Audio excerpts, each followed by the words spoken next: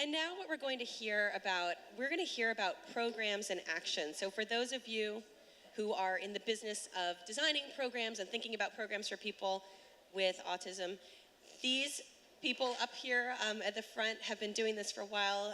They're going to share with you their challenges, their successes, and they're going to give you a sense of some of the things that you can do, both large and small, to serve people with autism, and thinking about the different kinds of resources that you can offer, the different kinds of programming that you can offer. So they'll be giving you some concrete suggestions as well, which I know that we all always really appreciate in these settings. So I'm excited to invite Shirley Taylor, Lara Schweller, Meredith Gregory, and Miranda Applebaum with us today. And we're going to start with Shirley.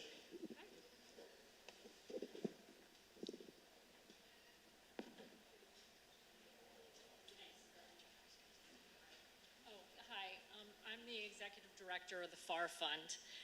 So I represent a really different perspective here today as a funder, someone who evaluates programs and decides where we're going to put our money. So hopefully my perspective will be interesting. It is a different one. I asked that our website be put up for a minute because I really want to highlight something about it. We had a website and I didn't love it, and I went to a number of website designers, met with a lot of people, and they would put together these websites and they would send them to me, and I just like, these are awful. Like, they just couldn't understand what I was looking for. And I didn't have a really clear vision, like, because we don't fund just one thing, it was hard to explain, you know, it wasn't like I do X. And then, as you know, we funded Tech Kids Unlimited, and I met with Beth, and I was out visiting the program, and she's like, your website's awful. And I'm like, I know, but I can't seem to do anything about it. I would go on my website one day, and one of the designers would post like the Disneyland castle, and I'd call him and I'd get it down. What is it? Just put the words if you can't figure out what else to do. So Beth said, we'll do your website. And I thought, great. So I went in on a Monday, I met with the kids, the teens, and I explained what we do, and it's kind of an eclectic picture. And on Friday, she said it's done, and I went back, and I'm on the subway, and I'm about to go into a room with all of the teens and their parents and Beth and the staff, and I'm sitting in the subway going, oh my God, what am I gonna do when I don't like it? Like, what's gonna happen?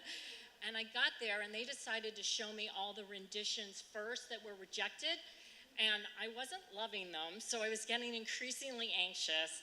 And then they put this up, and I loved it. Like, they got it. The logo is phenomenal because it's eclectic. It kind of represents all these different parts of us. And then we have the scroll bar highlighting some of our programs, and then there's tons of information on here. But I just want to talk about, I wanted to show this because here's an example of ability, right? We're not focusing on a disability. And the teens in this program with autism got it far better than any professional I dealt with. And I just think it's such a success story. I just wanted to open with it because I think it's what we're talking about here today, and it's what we're all about, and it's just an amazing, amazing outcome. And the young people that worked on this deserve enormous credit. The young man who did the actual logo talked to me about how he developed it and how he came across the idea, and I think it just represented us so well. So you can take it down so it doesn't keep scrolling and being distracting, but that's sort of the story of our website. So I just want to start by talking a little bit about the FAR Fund. We're a private foundation, and one of the areas we do fund is autism. We fund a lot of other areas too. We like to think of ourselves as looking for programs that are psychologically minded. I'm a clinical psychologist by training, so I certainly have an interest in how the mind works and how we apply that. And that's a broad concept, right, in terms of what does that actually mean, but I can take an example like Tech Kids Unlimited. They have a social worker on staff, and that's meant a lot to us because they're really dealing with social emotional needs, not just technical skills. And many of our programs have that kind of focus too. The FAR Fund looks at a number of different areas. In autism, we do a lot of work on getting kids screened as early as possible. While kids are supposed to get screened, kids don't get screened. So we're doing a lot of work educating pediatricians. We're also working on a number of screeners. We do a lot of work around sort of another transitional point, which is kids going to college, coming out of high school, going to college. And we fund a number of college programs around the New York area, a very large one with the CUNY system. And these programs are phenomenal, right? They have mentors and they have counselors and they work on getting accommodations. And the kids get through the programs with high GPAs, really excelling and can't get jobs, right? You'll all know this, the job rate for individuals with autism in particular, more than even other disabilities, it's extremely high. And so we began to look at, now we need to get kids jobs. And so we support a number of job programs. And we, in fact, just funded, Adelphi University just came into us asking for a job placement specialist to work with their Bridges program, their college program for individuals with autism, which we thought was a really great idea. Because think about other neurotypical kids, they're on internships, they go out and they volunteer and they get all of these opportunities while they're going through college, even high school, right, to build their college applications. And they walk away with a lot of experience, and those experiences often lead to their jobs. So we need to be sure that the individuals in our college programs are out getting these kinds of opportunities too. So the message for us is it's really hard. It's hard to find employment. It's hard to keep employment. And we want to do everything we possibly can to make that happen. So one of the programs that we fund is a program called Museum Access Consortium. And those of you who are here from museums should take a look at their website. It's got an enormous wealth of information. They've been in existence, I think 7 years. That we've been funding them. Again, another sort of startup. And it started by looking at creating accessibility at museums for individuals on the spectrum. So they met with a lot of museums. There's an advisory committee, including the museums, including self-advocates, including parents. And they are early access programming here and at other museums. That has been absolutely phenomenal. There's tons of best practices on their website. And then we were talking and thinking, and Museum Access Consortium was saying, you know, we've done this phenomenal job for people being able to go to museums and have really positive experiences. Many of these individuals would love to work in museums. How can we get jobs? So as a part of that, we started an internship program. The Transit Museum here approached us and they were interested in hiring an individual on the spectrum. Transit Museum is a good fit, right? A lot of individuals have very strong interests in trains and transportation. And we were thrilled to develop an opportunity there's a young man working here. And it's been a huge success. And it went on that we now have 5 internships. We have the internship here, we have 2 at the Intrepid. We have just funded 2 at the 14th Street Y for counselors in training at their summer camp, so that the counselors in training with special needs, with the goal of having the staff eventually represent the population that's actually attending the camp, so that individuals who are campers with special needs will see role models of counselors with special needs and eventually staff with special needs. And we just funded a position at the Frick, I don't know if it's museum or collection, but we have an individual starting there. And these programs are heavily supported. We have 2 of our grantees, Birch Family Services and JobPath, who provide all the job coaching work. So it's an effort, though the payoff, I think, is huge. You have a real ripple effect. It's not just one job for one individual.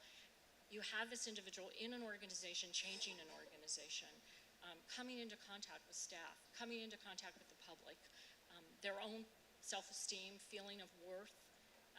One of the individuals in our program who is 40 has never had a paid job before. The ability for him to work, be really successful and get a paycheck it's just huge.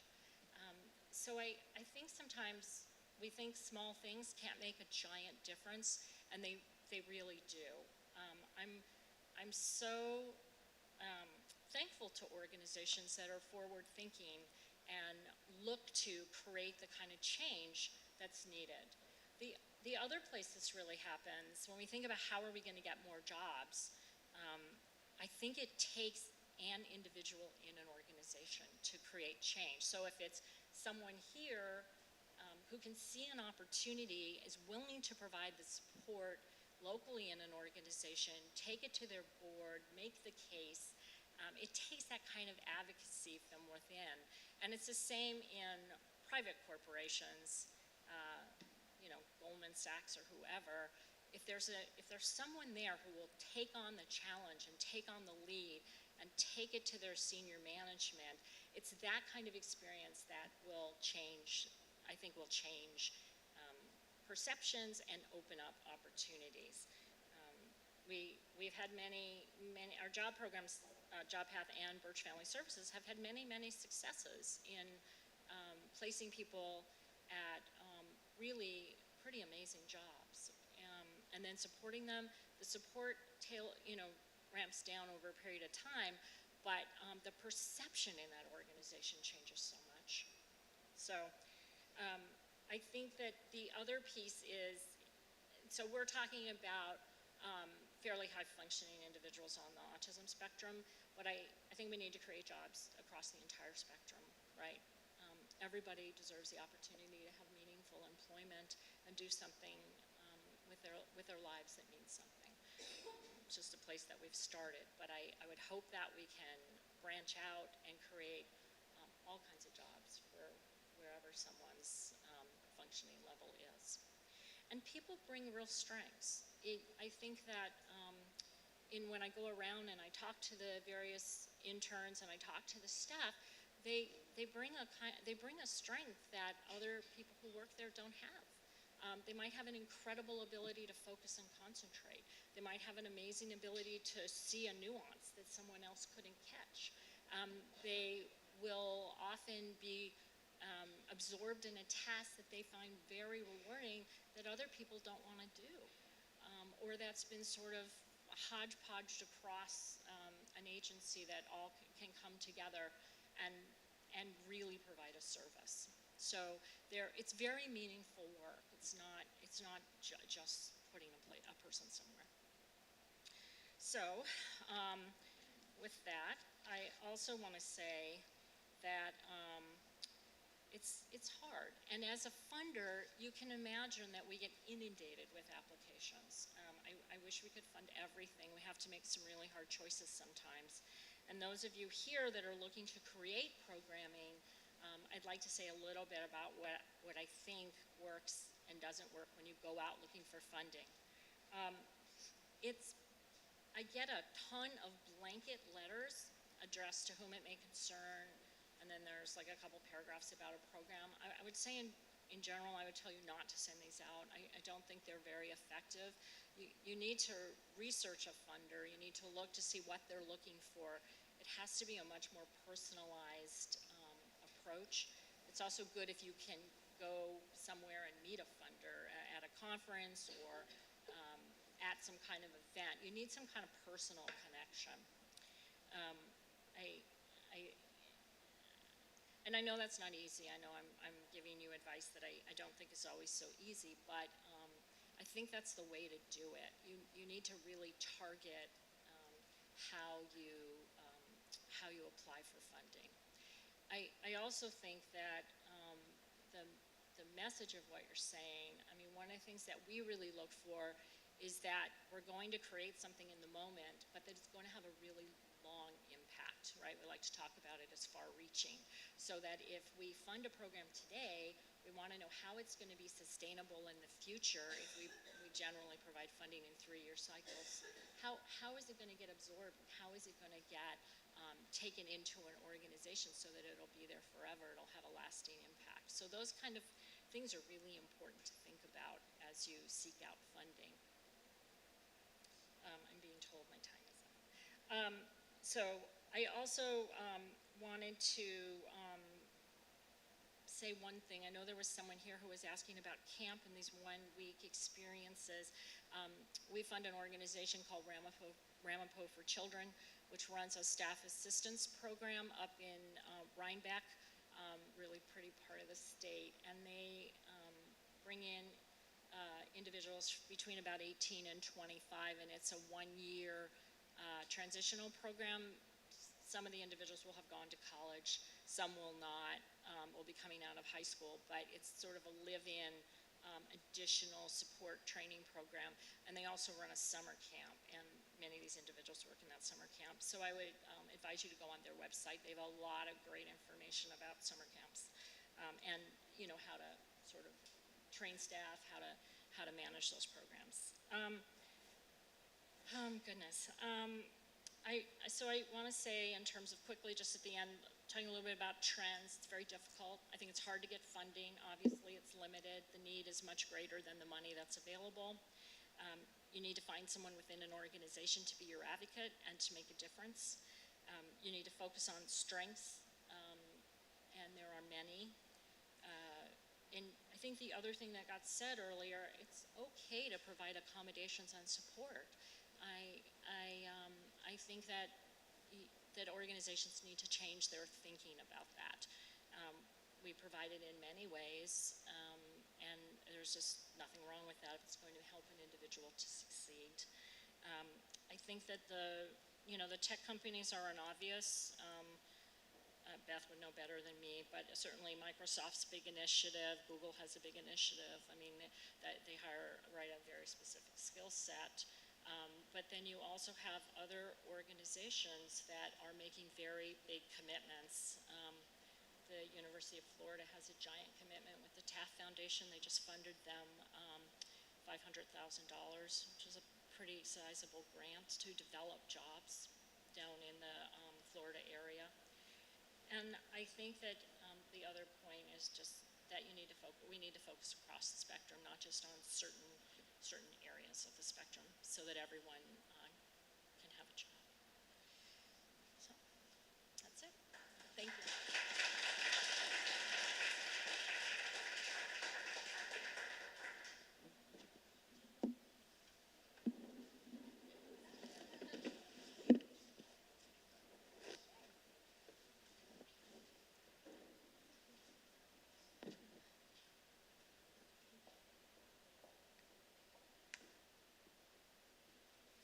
Hi, everyone. Good. Making a signal to Elise. Thank you, Elise and Meredith and the entire museum for having this wonderful symposium today and for having me. My name is Lara Schweller, and I'm joining you from the Museum of Modern Art. And just quickly, I'd love to get some more information about the audience. So just a show of hands, how many people here are advocates or self-advocates who are looking for more recreational or job opportunities? Okay. And how many people are family members or friends who are looking for more opportunities for loved ones? Okay. And then how many people are professionals within the field who are looking to start their own either recreational programs or job programs? Okay, so a large amount. Did I miss anyone? Anything? Researchers? Okay, great. Anything else? Educators too. Great. All right, well, I'm going to be speaking about a few different programs at MoMA, and I'll try to touch upon some of the nitty-gritty details about how to start programs and what are some of the specific details that we try to focus on in the programming, but I'm also hoping that just in talking a bit about the programs, it will at least help open up an idea about what we offer at the museum, and I think what a lot of other museums offer as well. The title of my presentation is Access Programs at MoMA, Art Looking and Art Making for Individuals with Developmental and Learning Disabilities.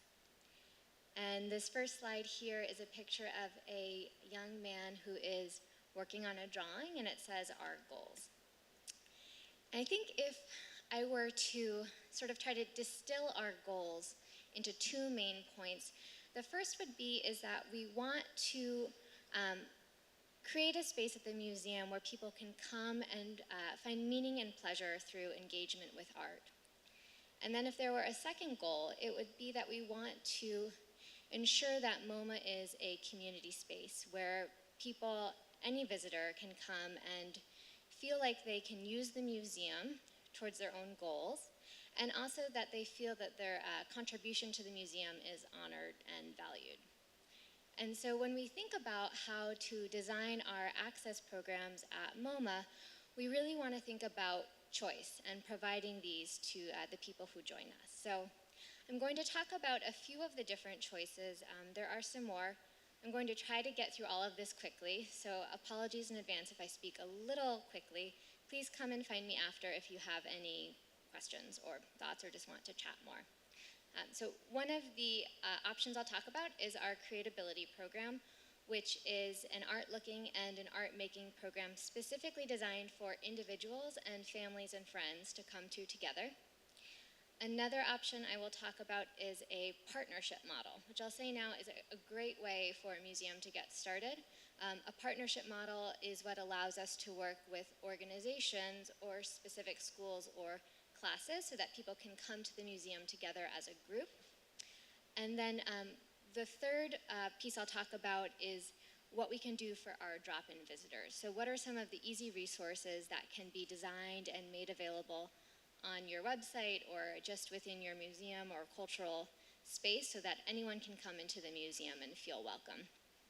And then I would say that sort of the through line between these three options that I'll talk about today is how we can engage with our community. So how do we co-create programs with different community members so that we can ensure that we're serving our community?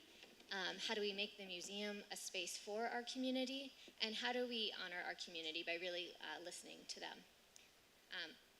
Okay, so we are an art museum, hence this photo of this participant creating an artwork. And so there are a few things that we can do really well, and there are a lot of things that we can't do that well. One of the things we can do is provide access to a great collection of modern art. Another thing we can do is provide access to high quality arts materials and to art educators. And then the third thing we can do is create a community space that's a cultural space imbued with art and imbued with lots of culture. So Creatability is an art looking and an art making program that occurs once a month. It's on a Sunday, and we designed it this way so that families could come together. And it's a two-part program. From 11 a.m. to 1 p.m., we have a program for children ages 5 to 17, and from 2 to 4 p.m., we have an afternoon program for adults. So I'm going to be focusing on our program for children. The morning seems to be a great time for kids and parents to come together. This is feedback that we've gotten from families. We've been told that if our program were later in the day, it might be more difficult for families to come because people want to get out of the house early in the morning. I think this works for some families. It doesn't necessarily work for all families, but it's what we've heard from our families, and it works for us, so we sort of stuck with it, and we've kept our afternoon program specifically for adults. Each program is designed around a theme. For example, 1 month might be silent stories in cinema. 1 month might be brushstrokes in paint. The reason we design each program around a theme is to help focus the program, to help signal to people what the program might be about so that they can choose whether or not they might be interested in joining us, and also to make sure that we're really diversifying what mediums we're focusing on. Since we're an art museum, we focus on art making and art looking. So we want to be sure to touch upon both painting and photography and performance art and collage and sculpture and all of the other media that we can think about. And having a theme-based program allows us to switch that theme every month and really hit on all of the different types of art making that people might enjoy. And then when we're in the program itself, we really want to bring in high quality art materials that people might not have access to otherwise. We want to introduce new, fun, and interesting art making materials. We always want to have really fun and creative adaptive materials when necessary. And the other thing that we like to do, which we learned from parents who come to our program, is we like to introduce art vocabulary so that participants can begin to have different vocabulary, both for understanding conversations and making, but also so that people can feel they're learning in different ways. So there's the learning by doing and the learning by making that happens with the art making.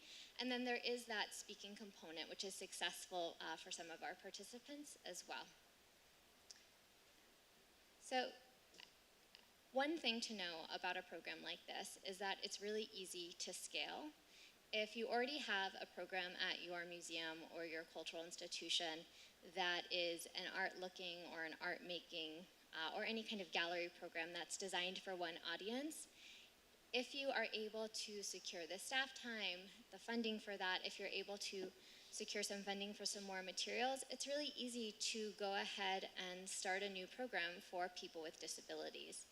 And I think that the focus on that has to be on staff training, reaching out to colleagues across the city for help, for advice. I think the Access family is a big family and people are very generous with their time and their advice and their resources. So please feel free to always reach out if you're trying to start something. And then I think the third thing is reaching out to your community and doing that grassroots outreach by finding families who are already asking you for programs and then trying to get them and get their friends into your museum to get your program started. Okay, I'm going to jump ahead to the next slide. So this slide shows one of our gallery programs. We have our educator sitting on the ground with a group of people and they're looking through some transparent sheets of paper and having a discussion about Matisse. So part of fostering a community within the museum is leaving time and space for individuals to connect informally. So when we design creatability, we want to think about making a really welcoming, fun, and relaxed environment. The program is just as important for the participant with a disability as it is for the parent, as it is for any of the siblings and friends who attend. It's a time to come together where you know that the program is going to be supportive of everyone's needs who's attending so that you don't necessarily have to focus on that. And you can focus on art and you can focus on connecting and you can focus on having fun. A great way to do this, we found, is to begin by designing the best possible, most creative, most fun program that you can have. And then once you've designed that, make sure to scale and layer that program so that it is going to be universally accessible to everyone. And you can do that through multimodal teaching, and you can do that by making sure that you have all of the adaptive supports that you need in place. All right, so I think that that is probably enough about creatability, although I'm happy to take questions at the end. And then before I move on to talking about our partnerships, I just want to mention one more aspect about community, and then a couple of different aspects that we focus on just in designing our programs in general. So as far as building community, I think, again, your parents and your advocates are your best network. For anyone who's already coming to your museum, reach out to them to help build your outreach. Use social media when you can. We have a private Facebook group for all of our creatability participants. It's a way for people to connect on their own without you, to share experiences, to share photographs, also to share resources. It's a great platform. And then when you are inviting your community in, you want to make sure that your community feels welcome and you want to honor your community as much as possible. So one thing that we do with creatability is we have an exhibition at the end of the year that showcases all of the artwork that is made in the creatability program. And it's a really fun event. Everyone who participates in the museum gets to be a MoMA showing artist, which I think is pretty cool. Doesn't happen for lots of people. And it also becomes a time for people to just be unabashedly proud about what they've done over the course of the year and to showcase how they've grown and to showcase how they've participated in the museum. All right. So moving on, I'm going to talk about one of our partnership programs. This slide says Programming for All Ages, and it shows an image of an artist. He is an adult with a developmental disability, and he is a participant at the Land Gallery, which is a really great alternative day hab program in Dumbo for adult artists with developmental disabilities. So MoMA has a number of partnerships with different organizations across the city that serve a really wide range of people with disabilities. And the reason we started partnerships was to make sure that we were leaving space for all the different communities of New York City to come and connect with the museum if they had the desire to do so. So within our partnership model, I think the standards of that is that a partnership means that there's engagement with the museum for at least a year or more. Our land partnership, though, as an example, has been ongoing for over 10 years, so it's a pretty long-running and sustained program. The partnership model is great for museums. This is for all people who are thinking about starting programs because it requires, I think, a lot less staff time and is a lot less labor-intensive than starting a monthly program like Creatability. With our partnership models, we pair staff and one of our educators with someone from the organization.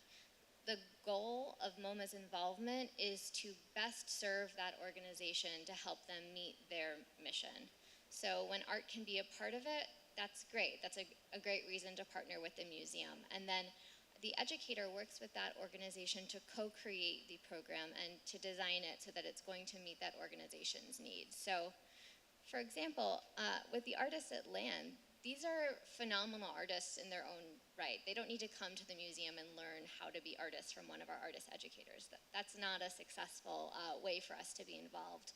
But what MoMA can do is we can provide free arts materials that allow artists to expand their repertoire and their portfolios. We can provide access to the museum so that people can come to the museum for inspiration. And we can also provide gallery space. So we host a land exhibition every 2 years at the museum. And the partnership model is great too if you're just getting started because it allows you to partner with a group so that you already have a built-in audience who becomes comfortable coming to your museum, which then might provide a built-in audience if you want to start a monthly program or any type of new program that works for your space. I just got the 2-minute warning sign, so I'm not doing so well at getting through this quickly. So I'm just going to talk, I think, about one more thing. This is an image of one of our Creatability exhibition openings. It shows a lot of different people at tables, drawing, eating, looking at art on the walls, and the title of this slide is Space for Community. And again, the exhibition opening is a really fun way to honor people who come to the museum. The partnership model that I showed, Land, is a great way to bring adults into the museum and to honor adults who are artists as artists and not just as adults with developmental disabilities. I did bring up this slide not just to talk about the exhibition opening, but to talk about one other initiative that we've started I believe we're in our second year now, so started 2 years ago. And this is the Creatability Advisory Initiative. And I actually see one of our members in the audience today. So very happy to see her. And the Creatability Advisory Initiative it's an advisory council that is made up of parents who come to Creatability with their children. It's made up of adults with developmental disabilities. And it also includes professionals within the field. And this group comes together twice a year to help advise about our programming and to help advise about our resources. And I think having this advisory council as a sustained council that meets regularly has been game-changing for our programs. It allows us to adapt more nimbly to what our community wants. It ensures that we're serving our community. And it's really important to have the community have a hand in designing programming that's for them. So that has been a really wonderful experience working on that. And in order to create the council, we reached out to people who are already part of our community, and we were very lucky that we were able to offer family memberships as reciprocity for participation. So the last thing I will talk about are really quickly just some resources for drop-in visitors whose design and the idea actually came through the Creatability Advisory Initiative. So what we realized is that we were doing a decent job of creating programming, of doing group partnerships, but that we didn't have enough available for someone who might not want to come to the museum through the education department. So for visitors who just want to come to the museum, maybe without doing as much planning ahead and coming on a specific date for a program, we wanted to provide some different entry points. So we created 2 social guides. One is a social guide for visiting the museum, another is a social guide for coming to an education program at the museum, and then we also created a sensory map.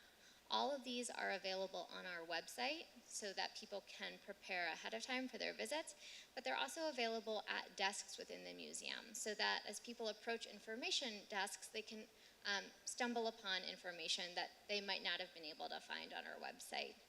And then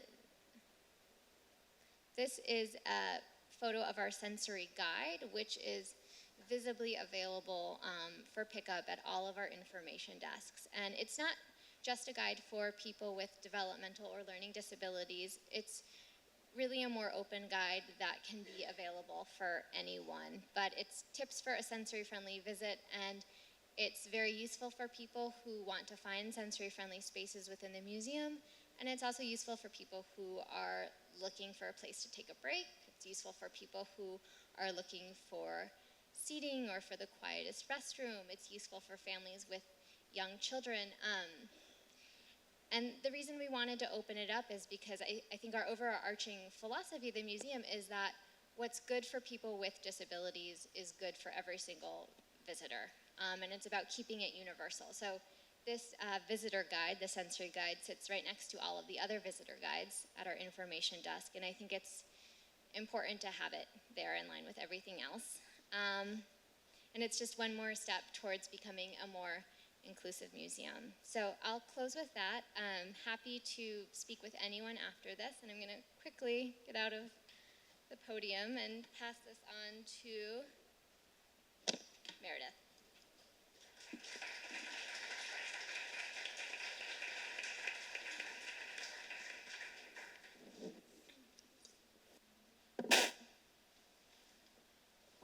Hello, my name is Meredith Gregory, and I am the Special Education and Access Coordinator here at the New York Transit Museum. Just a little bit of a background about accessibility at the Transit Museum. My position is really only 2.5, maybe almost 3 years old, but we've had programming and have been thinking about accessibility and specifically thinking about autism for over 5 years. And how it really started was, as you heard this morning, we're lucky in the fact that we are already having people with autism in large numbers coming to our museum of all ages. And we were getting a lot of families and a lot of individuals who were asking us for more programming. They were coming to our maybe public programs at night. They were coming to participate in family programs on the weekends, but they wanted more, and they wanted a way to create community within our museum. And as Laura mentioned, creating a community is a big goal of ours. So how can we really honor the strengths of these individuals with autism and create a community where they feel welcome and valued? And that's the approach that we take with all of our programming here any educational programming is people come into this museum as an expert. Everybody takes transportation. Everybody has a connection to this museum. And so we really honor the expertise of these people when we are developing programming. So the first program, so this is our subway station museum. There's a logo that says New York Transit Museum on top. On the right side is a picture of our On the Streets exhibit with two buses facing each other and a trolley in between.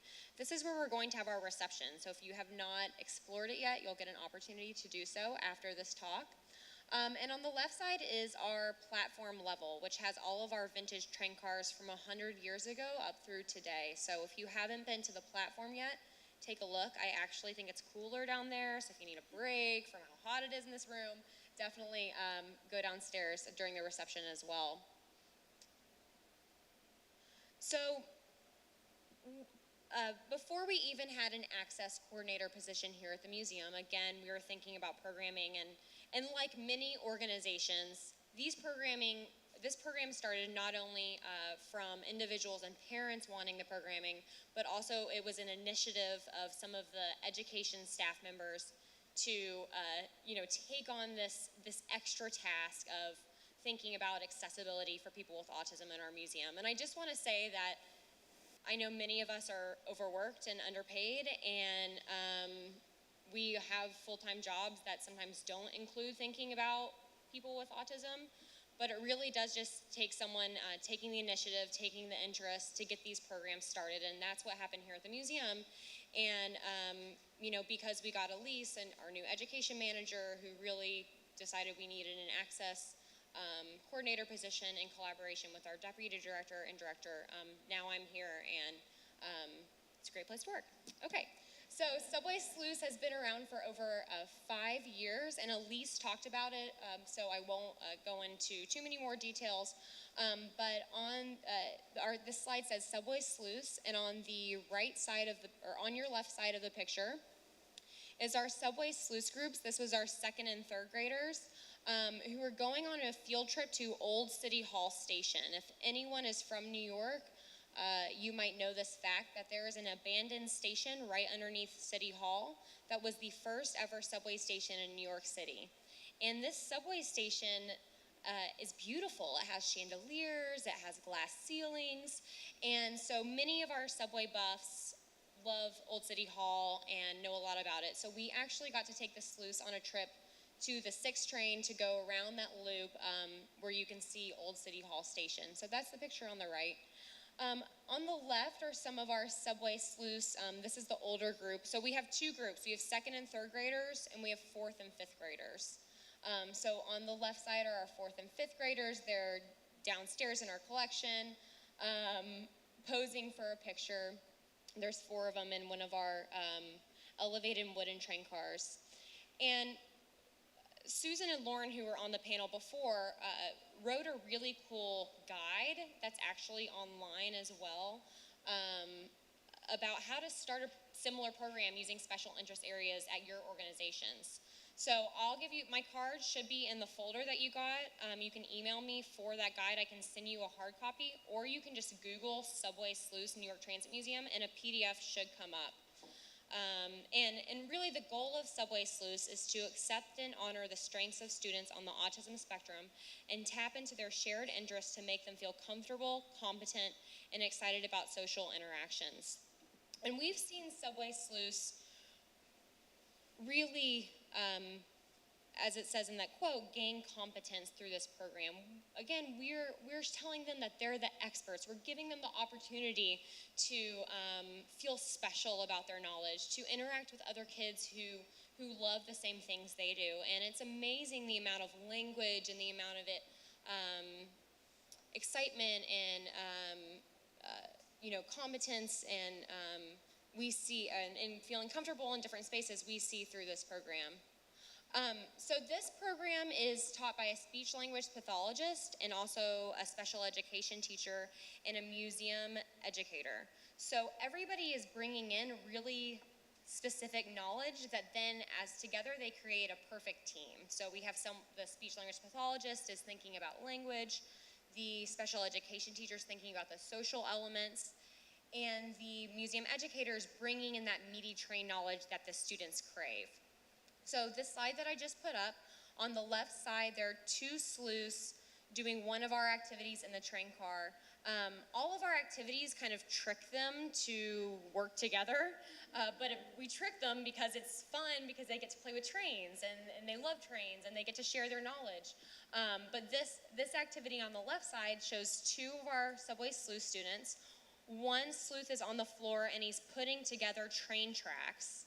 And he has, in front of him is a piece of paper with the directions that show his role. So a lot of times it's really hard for our sleuths to understand, what is your specific job in this activity? They need it spelled out for them, literally, in a handout of what's their job. So any kind of, as they said in the previous panel, any kind of visual support that you can give that lets the child know exactly what they need to be doing in that situation, how long they're going to be doing it for, can really be helpful. The other student is standing, and he has his thumbs up sign, and the student sitting is actually looking at the other student and looking at the sign that he's getting. The student that's standing is giving thumbs up, or he could give thumbs down, and they're working together to try to figure out where the person who's standing wants the train tracks. So one person has the role of being the constructor, so they have to construct the train tracks, and the other sleuth is working as the architect and is giving them the thumbs up or thumbs down. So it's working on nonverbal communication, working as a team, but again, we're tricking them into doing these things together because they get to play with train tracks and they're on the train. The photo on the left side is 2 sleuths working together in a scavenger hunt. And we do a lot of these because sleuth means detective, so we want them to collect facts around the museum, and we do a lot of things obviously based on our collection. So they, again, have roles. One sleuth is the clue reader, and one sleuth is probably the name was like data collector. And they have to work together to collect these clues to solve the problem. And I think the problem at the end, maybe they got a puzzle that then they had to all the clues came in a puzzle and they had to put it together. So they're working towards a goal together. But again, they have 2 roles and they're having to check in with each other to complete a task.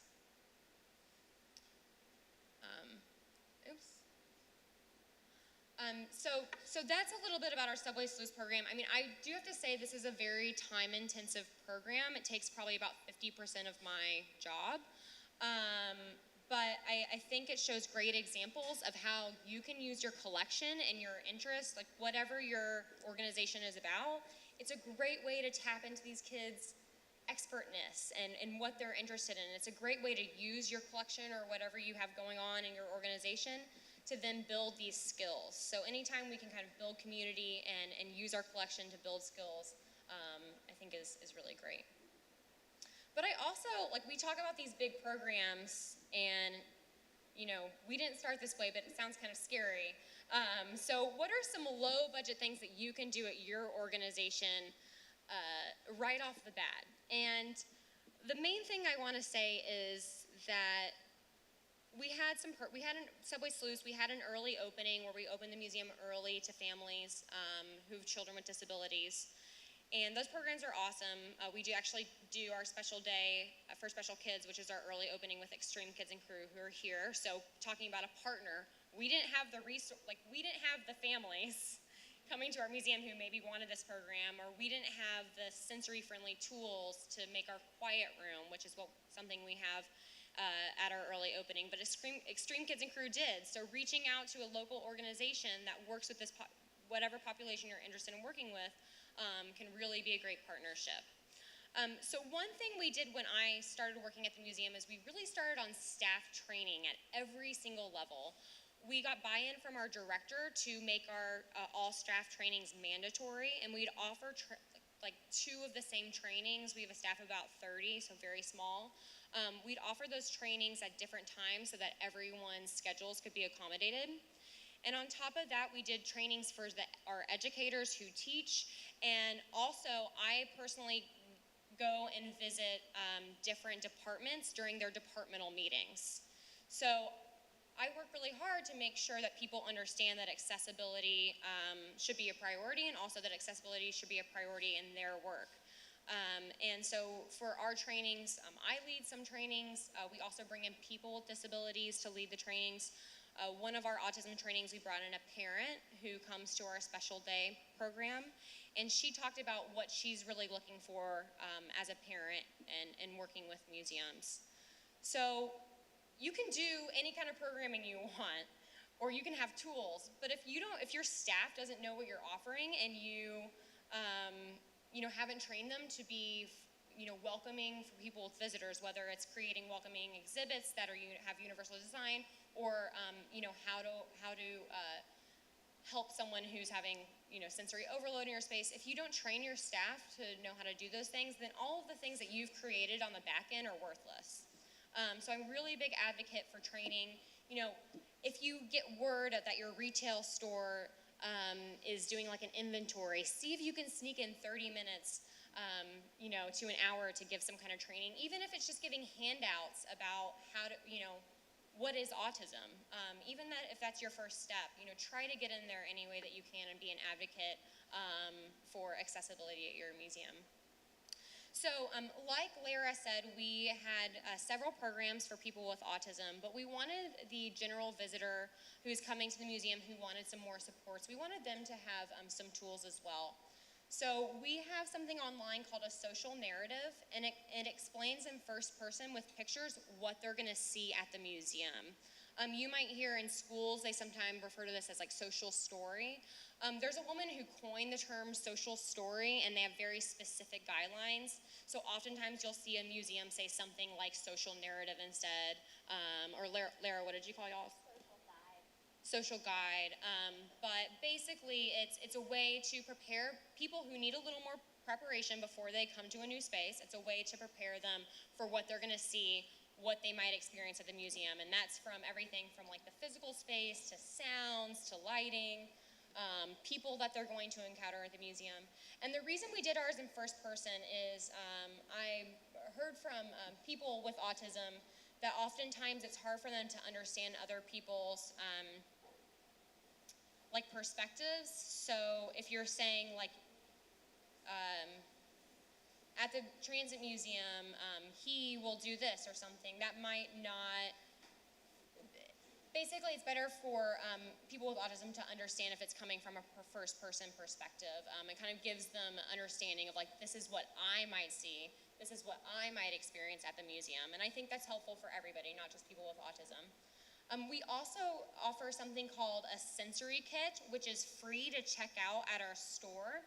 And the sensory kit has not only the social narrative, but it has these noise quieting headphones. And this is what our sensory kit looks like. So it has an introduction to what the sensory kit is, our museum, it has our website on it. Here's what the headphones look like. I got them from Achievement Products, which is like a sensory-friendly store online. And so families can check this out. We not only use these for our kits, we use these every single day at the museum for our general visitors, for our school groups. These have been really helpful because, as you've probably noticed, it's super echoey and overwhelming in here. And so there's some things that we can't change, but there's some tools that we can offer to make the experience more comfortable for anybody who might have overload from noise in our space. And so this is something that, like in trainings with educators, we talk a lot about these tools, and I have them give me ideas of how they would use them with their school group or with their program or when they're interacting with a visitor on the floor. Another thing that we offer in the sensory kit is a list of the quieter spaces in the museum.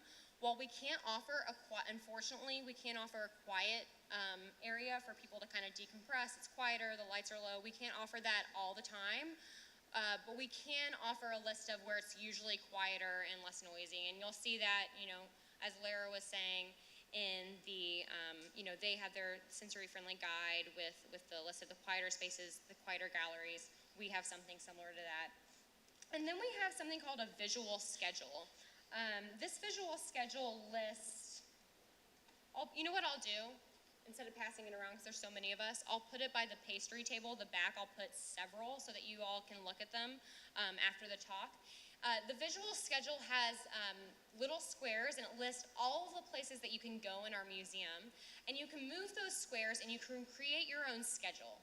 So for those who, with autism and without autism, it goes back to the point of when you create things for a certain group, it really makes it more accessible to everybody. The visual schedule is a way for people who need a little more planning, who get frustrated or anxious about not knowing what they're going to do when they go to a new space. This is a way for those who need a little more structure to have it before they come to the museum. So that's also something that's offered in our sensory kit. I also wanted to show you another really low budget thing that you can get that makes your programs more accessible. I wish we had enough of these. I would have put them in bowls everywhere, all over the conference today, because I know that a lot of people probably need something like this to concentrate. It's just a little squishy ball, or like a fidget. And we, again, use these for all of our programs for people with autism. We use them for any school group who might need them, our family programs on the weekends. All of our staff know about these. They're at a resource area behind my desk and know that they can use them. So these little squishy balls are for people maybe who need to play with something to focus. They're also really helpful if someone's feeling a little agitated in the space. They're just something that they can squeeze, makes you feel a little better, makes me feel better already. So I'll also put these by the table if you want to feel these. You can get similar ones on Amazon or Achievement Products as well. I also want to mention that the first step to making your museum or your space or your programs more accessible is just making sure that you acknowledge certain audiences on your website. So acknowledging that you offer resources to people with autism on your website, or even acknowledging the quietest hours at your museum, or the fact that people might have to wait in line, or listing someone that you can contact if you have accessibility needs, goes a long way. So you might not have programming yet. You might not even have squishy balls. But if you put on your website that you are available to listen to people's needs and you want to make their experience as comfortable as possible, that goes a long way. So we have a little sensory-friendly sign on our website that lists the quiet hours, and it also links to all of our programs. So families and individuals with autism automatically see that and know that we're already thinking about their needs. So again, as Lara mentioned and as Shirley mentioned, everyone on this panel is actually involved with Museum Access Consortium, and if you live in New York, that's a great way to continue this conversation. If you want more tools, if you want to just talk to other people about how you can start programming, definitely look on their website, and we're happy to talk with you again after the panel as well. Thank you.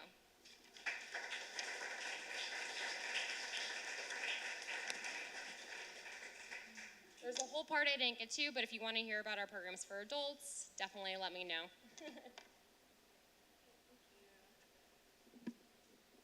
Great.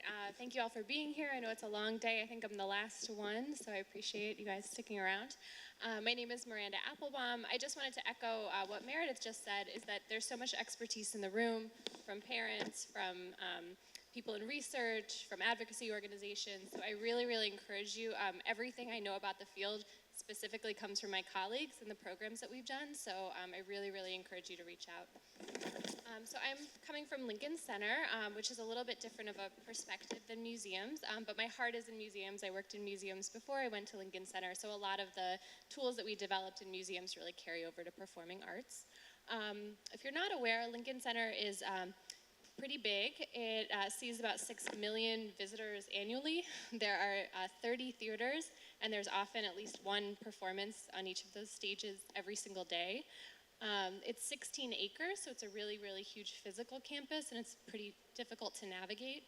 And it's made up of 11 resident organizations, which include the New York City Ballet, the Metropolitan Opera, the New York Philharmonic, Jazz at Lincoln Center, and on and on and on. I represent Lincoln Center for the Performing Arts, which is the landlord of the space. We're in charge of the physical campus. We also are a programmer, so we run festivals throughout the year. But I'm actually the only one who is in charge of accessibility at any of those 11 organizations. So often that responsibility falls on house managers, on educators, on the box office. So one big challenge within accessibility is to think about all the places that, that people touch as they go through the process of understanding your organization. Cool, so I'm going to talk about a couple of programs that we do and use that as a lens to really understand what's going on in performing arts generally with accessibility and specifically for people with autism. So one program that's been around, I think for about 30 years is Passport to the Arts. I see a couple heads nodding, there's definitely some parents in the room who participated with their families. The program, when it began, was really thought of as a ticket distribution program. So how were children from 5 to 12 years old participating in the arts? How are they able to see the ballet and the Metropolitan Opera? How could you make that accessible? When I started about 3 years ago, again coming from a museum background, I knew that people with disabilities could be 13 or 15 or 30 or 50. Also, a lot of the supports that are needed that really best serve families with kids with autism are really great for all visitors to know what it's like to do a first-time experience. So one of the first things we did was lift the age restrictions so anyone can register for anything that they'd like. We also started reaching out to more support agencies, and that ended up being difficult for us because we went from a program that served about 20 families a year to having requests from, now we have 450 families that request tickets every year.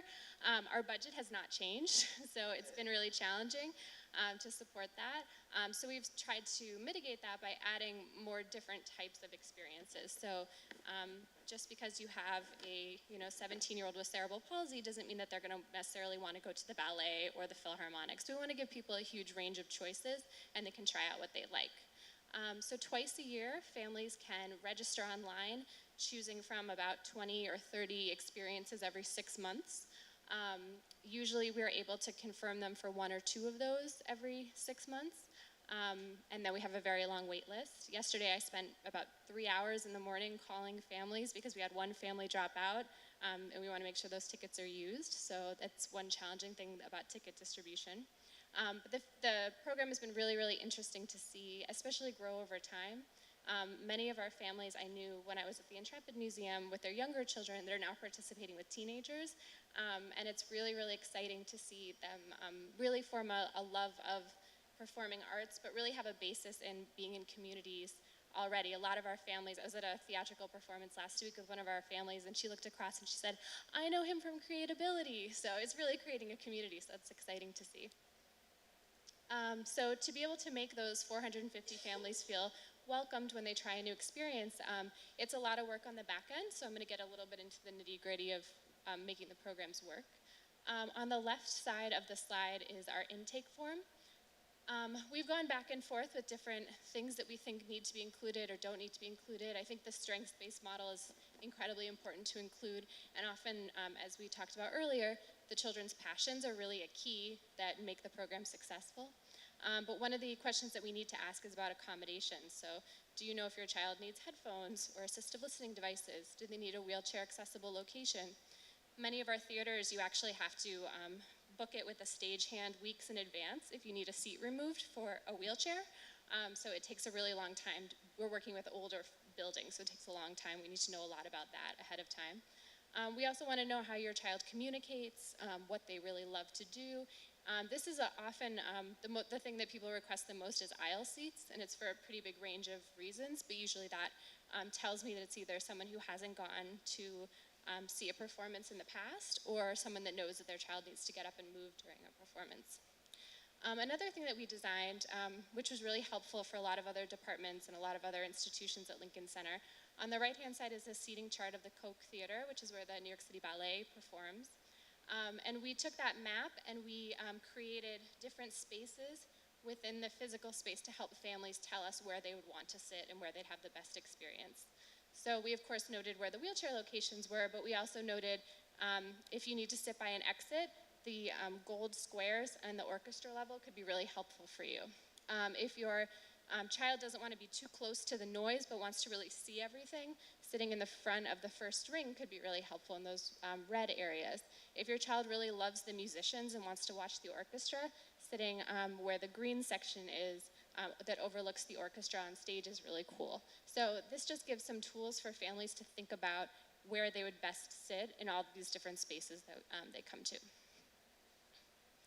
Another thing that we do, which has been repeated with lots of people on the panel, is create a social narrative. Ours is really informed by the Queens Museum, who had a really amazing program probably about 5 or 6 years ago, and they trained a lot of different museums on creating visual schedules that just pull out some key facts, some key points about what the experience will be like so families can research it as they're interested. So this is a visual schedule on the right-hand side of 6 images that have to do with Who is Frank Sinatra, which was a show at Jazz at Lincoln Center, one of their family concerts. And we also, whenever possible, we include a set list because families really have appreciated being able to listen to the music in advance and have their kids be excited about hearing it when it's played for the first time. And then on the left-hand side, we always say exactly what's going to happen. What theater are you going to? Where are you picking up your ticket? What is the process of going into the show? Is there something that happens before or after? All of that's been really helpful for them. Another big movement that I'm super excited about, and I'm waiting for it to take off in the US, hasn't quite got there yet, is relaxed performances. So relaxed performances are huge in the UK, and actually the cultural organizations in the UK, through the British Council and through an organization called Include Arts, really banded together and created this unified scenario of what it's like to go to performances that are relaxed. Basically all that relaxed means is that standard rules that you usually have to abide by when you go to performances are lifted. If you go to the Philharmonic tonight, I'm sure you'd have a wonderful experience, but you would notice that if you came 1 second after the curtain went up, you would have to wait until intermission to go to your seat. If you need to take a medication or go to the bathroom, you would not be allowed back in. If you whispered to the person next to you, "Isn't that so beautiful?" Other people may complain about your behavior. So all these kinds of rules, it has happened to me many times. So all of these rules make it challenging for lots of people, but certainly for people with autism, it could be really challenging. So relaxed performances are saying, come as who you are. We're here to support you. We are a diverse audience, and we all want to be here together. So Jazz at Lincoln Center did their first relaxed performance in December, and it was absolutely amazing. It was really, really cool. But a couple of things that they had, the headphones and the fidgets are a photo on the bottom right-hand side. I can't even tell you how much headphones make a huge difference for our families that attend performances. It often is the difference between that first note and walking out or staying, and lots of families just by using headphones are able to really, really stay in the experience for much longer. This is a little information about relaxed performances. So the way it was described, again from the UK, a bit like a quiet carriage on a train, but the opposite. So it's open to anyone, but it's designed to meet the needs of people with autism, sensory and communication disorders, and learning disabilities in mind. One thing that's often done is an adjustment to the sensory stimuli. So it means that, for example, the way that TDF does autism-friendly performances on Broadway is to preview the show, take out like really intense lighting effects, fireworks, things like that, keep the house lights up a little bit, so it just sort of takes the edge off of some of those big moments. A relaxed attitude toward noise and movement is really important. Having those accommodations like headphones available. And then I'd like to again stress the welcoming environment. I think if you walk away from a conference like this and you think like, what can I do with my staff? The very, very first thing to think about is how to encourage everyone to realize that people are coming for a variety of reasons to your institution with a variety of behaviors. Everyone should be welcomed. Thank you so much. And that it will all be honored. We also sent pre-visit material ahead of time, and we did really interesting staff training there. I helped them out a lot with that. We actually presented to Wynton Marsalis and the orchestra to say, like, you may notice some kids going like this during your show. It does not mean that they're not having a good time, and that kind of blew the musicians' minds, so that was really nice to have them realize that. And then several of them raised their hand and said, my cousin, my nephew, my uncle, a lot of people had people in their lives with disabilities. And we did a lot of training for the staff as well, including their marketing team, which was really helpful. This is just a really brief slide to talk about who benefits from relaxed performances. One of the stresses that we made was that relaxed performances we're not doing this thing for those people over there. You know, relaxed performances are really important for everyone, especially first timers, to be in a more joyous, more open, less formal environment. I think Jazz at Lincoln Center does that exceptionally well. I wanted to highlight a few things that our families ask for with performances. So the types of things that they ask for the most are aisle seats, for sure. I would say about 50% of our families ask for aisle seats. So when we're purchasing tickets, we really think about that. And they ask for it for a wide variety of reasons. One of the quotes says, aisle seating near an exit so I will not interrupt others. Elijah wears diapers and the medication makes him use the restroom often. Another family wrote, needs breaks sometimes due to restlessness and attention span struggles. So there's a lot of reasons why people may need that. Seating on accessible routes, assistive listening devices and headphones. The ability to leave and return during a performance is really important. And one of my first experiences when I had a tour at my previous museum, someone participated for just a few minutes. They kind of walked into the museum, they looked around, and then they left. And I was like heartbroken. I felt so terrible about it. And I talked to the parent the next time, and I was like, is there anything we can do to help you? And the parent said, just walking in the door was a huge success. So that was amazing that we were able to experience that, and the next time we'll stay for a little bit longer. So I think it's nice for us all to remember that successes could look very different for different people. We do a lot of adapted workshops. One really cool movement right now that Lincoln Center is undertaking, Lincoln Center Education, is to design theater specifically for young people with autism. They just closed a show yesterday, which is the large photo in the middle, called Campfire, which was an immersive experience where all the actors had one-on-one interactions with all of the participants. The experience of going through this campfire is done in an order that really emphasizes the strengths of people with autism. So it was really, really an amazing work. And Lincoln Center just announced that we'll be doing a festival next April that will bring together educators and people making theater for a month-long celebration of theater design for people with autism. So look out for that. It's called the Big Umbrella Festival. And then I just wanted to close with 2 quick points. I think it's awesome that we're all thinking about audience, and it's so important to think about how our audiences can be successful in our institutions. But we should also be thinking about how to make art with people with autism and other disabilities. 2 amazing organizations that are doing that really well are Collab Theater Group and Action Play, and both are making original theater or musical theater with people with disabilities related to social justice issues, things that they care about in the world, and really like using their strengths and their voice to create new original art. So I would recommend looking at both of these organizations. They're amazing. And lastly, we have an initiative right now to think about inclusive hiring. We would love to think about how we could do this on a wider staff level, but we started pretty small with a high school partnership program. So right now we're working with 24 students in 3 schools, 2 District 75, 1 private school.